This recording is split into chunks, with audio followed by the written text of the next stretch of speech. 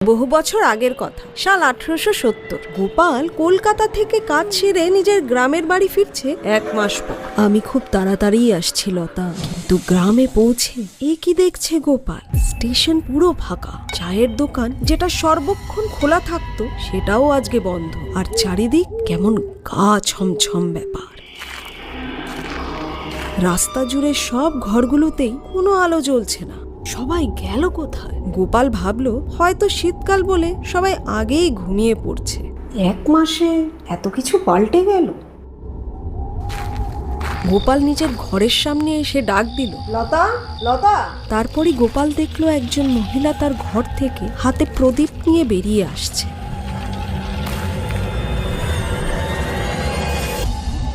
লতা, তোমাকে দেখতে পেয়ে একটু স্বস্তি পেলাম। ঘরের বাকি লোকজন কোথায়? লতা কোনো কথা না বলে আঙ্গুল দিয়ে একদিকে ইঙ্গিত দিল।